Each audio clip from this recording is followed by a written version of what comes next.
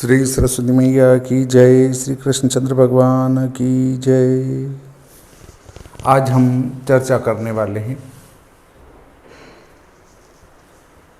श्री गणेश चतुर्थी पर जो गणेश जी की स्थापना की गई थी गणेश जयंती पर, उसका विसर्जन आज अनंत चतुर्दशी को किया जाना है।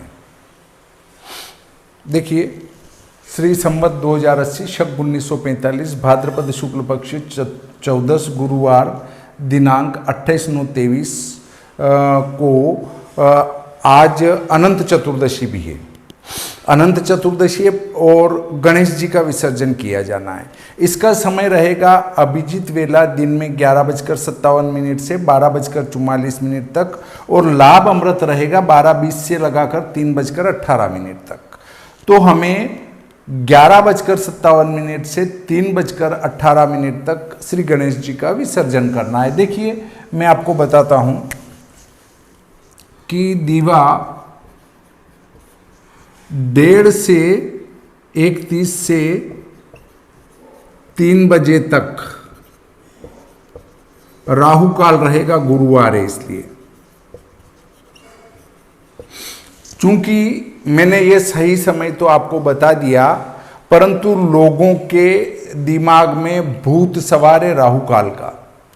बस केवल लोगों को इतना कह दो कि आप इस समय इस दिन ये करेंगे तो यहाँ तो ये कुयोग आ रहा है, आपके नुकसान हो जाएगा। बस उसके बाद दूसरा अच्छा विद्वान उसको कुछ भी समझा दे, पर लोग उसको समझने को तैयार नहीं होंगे, क्योंकि दिमाग में ये बैठ गया कि मर जाएंगे कोई न कोई, या घर में बीमारी घुस जाएगी, या व्यापार बिल्कुल जीरो हो जाएगा।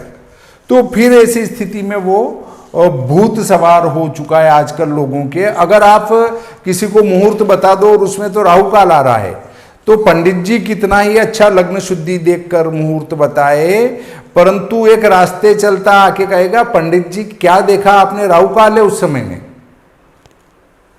हाँ भैया, मैं नहीं जानता हूं, तू जानता है, बोल अब अगला समय कौन सा निर्धारित करें।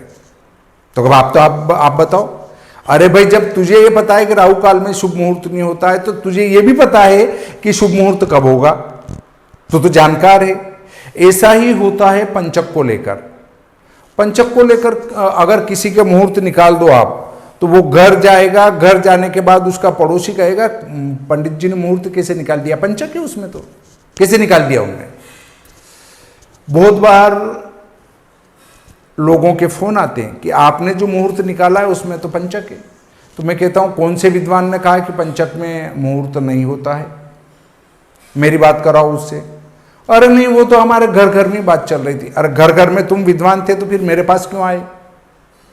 दूसरा, कई बार मैं ये कह देता हूं, बोलो साहब मेरी गलती हो गई, अब आप कहो कब का निकाले मुहूर्त, तो पंचक के बाद का निकाल दो। तो पंचक के बाद जिस दिन पंचक खत्म हो गए उसके दूसरे दिन कर लो आप, तो श्रेष्ठ मुहूर्त है। लोगों को शुद्ध मुहूर्त देने के बाद भी उनके मस्तिष्क में भूत सवार हो जाता है। अब जो जानकार है उसने अच्छा देखकर मुहूर्त निकाला, पर वो जो पंचक और राहु काल वाले सारे पंडितों को फेल कर दें। पंडित जी कुछ नहीं जानते। और जो थोड़ा बहुत पंचांग देख लेता है, कोई विप्र और कर्मकांड का काम करता है, वो कहता है नहीं पंचक में मुहूर्त नहीं होगा। मेरे मित्र हैं एक मंगलेश्वर जी शर्मा साहब लासूर के, उनने अच्छा मुहूर्त निकाला। बोले एक पंडित जी का ने उसको काट दिया, बोले ये तो पंचक में मुहूर्त कैसे करा रहे हो। तो उनने पूछा क्यों ऐसा। मैंने कहा यार पंचांग में है, तो कहा आपके पंचांग में भी दे रखा है इसलिए मैंने दे दिया था। तो मैंने कहा बिल्कुल सत्य है ये, परंतु लोग जो है भूत सवार है कि पंचक में कैसे करेंगे। देखिए, इसके बाद अगले बिंदु पर हम आते हैं। तो आपको आज गणेश जी का विसर्जन 11:57 से 12:44 या 12:20 से 3:18 में करना है। कुल मिलाकर आपके दिमाग में अगर भूत सवार है राहु काल का, तो दिन में 11:57 से 1:30 बजे के बीच में गणेश जी का विसर्जन कर दें। और देखिए, विसर्जन भी तो किया जाना चाहिए विधान से। जब आपने किसी पंडित को बुलाकर व्यवस्थित आह्वान आदि के मंत्र से उनकी स्थापना की है, तो फिर बाद में जब विसर्जन करते हैं तब भी पंडित जी को बुलाकर व्यवस्थित उनका विसर्जन करवाना चाहिए। विसर्जन के बाद ये नहीं कहना कि आप आपके धाम जाओ, ऐसा नहीं है। ऐसा है कि आप यहाँ से हमारे लक्ष्मी माता रिद्धि सिद्धि आप और लाभ शुभ सहित आप मेरे घर विराजना, बाकी देवता जो है वो अपने धाम पधारें। यदि आपने गणेश जी को पहुंचा दिया तो लक्ष्मी पूजन पर कौन से गणेश जी की पूजा कर रहे हो और आप गाते हैं जोर जोर से मोरिया रे अगले बरस को जल्दी आ, तो आपने एक बरस के लिए उनको पहुंचा दिया और एक बरस के बाद उनको बुला रहे हैं, तो लक्ष्मी पूजन पर कौन से गणेश जी की पूजन कर रहे हैं फिर आपने तो उनको कह दिया कि एक साल बाद आना आप, अगले बरस को जल्दी आ, मतलब अगले बरस जब गणेश चतुर्थी आती है तो जल्दी आ जाना, अर्थात एक साल तक आपको उनकी जरूरत ही नहीं है। और जब गणेश जी जाएंगे एक साल के लिए तो रिद्धि सिद्धि को भी ले जाएंगे, लाभ शुभ को भी ले जाएंगे और सब चले जाएंगे। इसलिए मोरिया रे अगले बरस को जल्दी आ, ये नहीं गाना चाहिए। नहीं तो हम गाएंगे तो वो कहेंगे वाह भैया मैं एक साल के लिए चला जाता हूँ, एक साल बाद वापस लौट के आ जाता हूँ। तो हम भेड़ की चाल चल रहे हैं, हमें यह पता नहीं कि हम क्या कह रहे हैं। जोर जोर से गा कर कह रहे हैं गणेश जी अगले बरस को जल्दी आ, मतलब अगले साल जल्दी आना, अब हमें आपकी जरूरत नहीं है। तो आपके घर में रिद्धि सिद्धि कौन लाएगा, लाभ शुभ कौन लाएगा, आपके कार्य की वृद्धि कौन करेगा जब आपने एक साल के लिए उनको पहुंचा दिया। तो ये मोरिया रे मोरिया अगले बरस को जल्दी आ, ये गाना गलत है बिल्कुल ही। तो आप इस प्रकार इस प्रकरण से संतुष्ट हुए होंगे।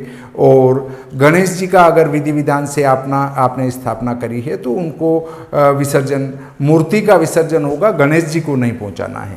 गणेश जी तो वायु रूप में, सूक्ष्म रूप में हमारे घर में ही विराजेंगे, माता रिद्धि सिद्धि और लाभ शुभ सहित यहीं विराजेंगे। तो शायद आपके बात समझ में आ चुकी होगी कि उनको पहुंचाया नहीं जाना है। एक बरस के लिए अगले बरस को जल्दी आ, तो वो आपके घर में फिर क्यों रहेंगे? आपने कह दिया है अगले बरस को जल्दी आ, रोज गा के कह रहे हो, तो गलत है। गणेश जी को पहुंचाया नहीं जाना चाहिए। गणेश जी को तो हमारे यहाँ विराजमान रखना चाहिए ताकि वो रिद्धि सिद्धि दे, लक्ष्मी जी दे और लाभ शुभ हमारे घर में दे। तो शायद आपके बात समझ में आ चुकी होगी। और फिर भी यदि कोई प्रश्न हो तो कमेंट बॉक्स में कमेंट कर सकते हैं। मैं गलत बोल रहा हूँ तो भी कमेंट कर सकते हैं। परंतु आजकल ये गणेश जी के बहाने डांस करना, खेल करना, ये चल गया है। और उसके पीछे कारण ये बताया जाता है कि बच्चों को हम इनसे जोड़ रहे हैं गणेश जी को, तो बच्चे जुड़ नहीं रहे हैं। ये गणेश चतुर्थी के पीछे जो पूरे भारत में डांस है, प्रतियोगिता है, खेल है, ये चल रहे हैं। जबकि कभी गणेश चालीसा का पाठ रख लिया, कभी गणेश सहस्त्रनाम स्तोत्र का पाठ रख लिया, कभी गणेश मंत्र का जप रख लिया, कभी गणेश जी की स्तुति रख ली। अगर ऐसा कर रहे हैं तो हमारे बच्चों में संस्कार आएंगे कि हम जब गणेश जी की स्थापना करते हैं तो हमें वहाँ कुछ अनुष्ठान पूजन करना है। पर यदि हम अभी से वहाँ डिस्को भांगड़ा कर रहे हैं तो हमारे आने वाली पीढ़ी यही सीखेगी कि जब गणेश जी को बिठाते हैं तो मनोरंजन किया जाता है और डिस्को भांगड़ा किया जाता है। तो शायद अगर आपकी किसी के समझ में आए तो इसमें सुधार करने की कोशिश करें। इस प्रकार आज का ये प्रकरण यहीं समाप्त करते हैं। श्री सरस्वती मैया की जय, श्री कृष्णचंद्र भगवान की जय।